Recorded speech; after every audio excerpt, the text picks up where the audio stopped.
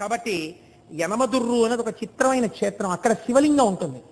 శంకరుడు ఆ శివలింగంలో తల కిందకి పెట్టి పాదాలు పైన పెట్టి ఉంటాడు. ఇలాగా ఎక్కడైనా తల పైకుంటుంది, కాళ్ళు కిందకుంటాయి.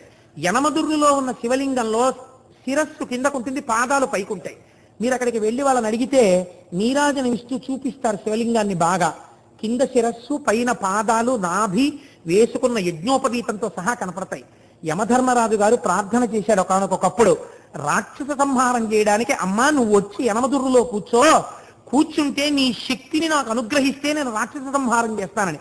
అంటే అమ్మవారు శంకరుడు యోగనిష్టలో ఉండి ఆయన ఆ సమయమునందు శీర్షాసనం వేసి ఉన్నాడు. తల కిందకి పెట్టి కాళ్ళు పైకి పెట్టి కాళ్ళు పద్మాసనం వేసుకుని ఉన్నాడు. ఇలా పొడుగ్గా కూడా పెట్టలేదు. అలా కూర్చున్నటువంటి పరమశివుణ్ణి చప్పుడు చేయకండి, స్వామి యోగనిష్టలో ఉన్నాడు, నేను ఒక్కదాన్ని రావడం ఎప్పుడూ ఉండదు, ఈయనతో కలిసి రావాలి అని సుబ్రహ్మణ్యుడు చంటి పిల్లవాడు ఏడుస్తున్నాడు.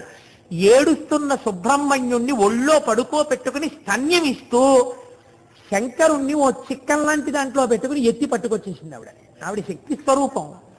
ఎత్తి పట్టుకొచ్చి దేవాలయంలో పెట్టి కూర్చుంది. తానే ఒక పుష్కరిణి సృష్టించింది. మీరు కోటేశ్వరారు అబద్ధాలు చెప్పారంటే మీరు యనమదుర్రు వెళ్ళండి, నాతో ఎందరో వచ్చారు, ఇక్కడ ఉన్నారు సభలో వాళ్ళు, మా ప్రసాద్ బాబు గారు ఉన్నారు కదా, ఏం ప్రసాద్ బాబు గారు వాడు అబద్ధం చెప్పట్లేదని చెప్పరేం మీరు? కాబట్టి అక్కడ ఆ ఎదురుగుండా ఉన్న కోనేటిలో ఉన్న నీటితోనే అన్నం వండుతారు స్వామికి మహానైవేద్యానికి. ఆ నీళ్లతో వండకుండా మీరు ఎంత గొప్ప అగ్నిహోత్రం మీద ఎంత గొప్ప మినరల్ వాటర్ తీసుకొచ్చి వండినా సరే రాత్రి వరకు వండినా బియ్యం ఉడకవట్లేదు. ఇప్పటికీ కూడా ఎదురుగుండా ఉన్న కోనేటిలో నీటితోనే అన్నం వండుతారు.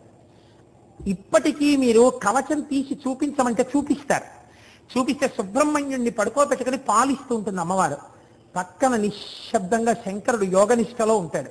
అక్కడ మనం వెళ్ళినప్పుడు కూడా అంత మర్యాదగానే ఉండాలి, ఎక్కువ చప్పుడు చేయకూడదు. నమస్కారం చేస్తే అమ్మ ప్రసన్నురాలు అయిపోతుంది. అక్కడికి ఈ దేవాలయాలు ఇంత గొప్ప ఉండడం ఏమిటని అన్యమతస్థులు ఆ ఆలయాన్ని ఈశ్వరుడి యొక్క శక్తి లేదని మేము నిరూపిస్తామని గుర్రాల మీద గుళ్ళోకి వెళ్ళి వరణ ఉన్నటువంటి కత్తి తీసి శివలింగం మీద కొట్టారు. లోపలికి దగ్గరగా ఒక 200 మంది చొరబడి కొడితే చిత్రం ఏమిటో తెలుసా అండి? శివలింగం పగిలిపోవాలి.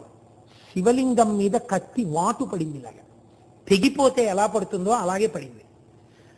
పక్కన అమ్మవారు ఉంది అంతే. ఎక్కడ నుంచి పడ్డాయో తెలీదు. పెద్ద బండరాళ్లు పడి లోపలికి వెళ్ళిన 200 మంది నజ్జైపోయారు. శివలింగం అలాగే ఉంది.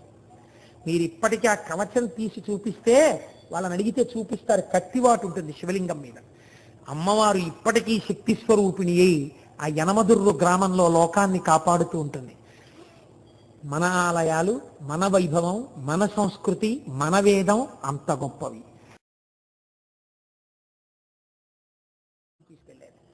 కాబట్టి యనమదుర్రు అనేది ఒక చిత్రమైన క్షేత్రం. అక్కడ శివలింగం ఉంటుంది.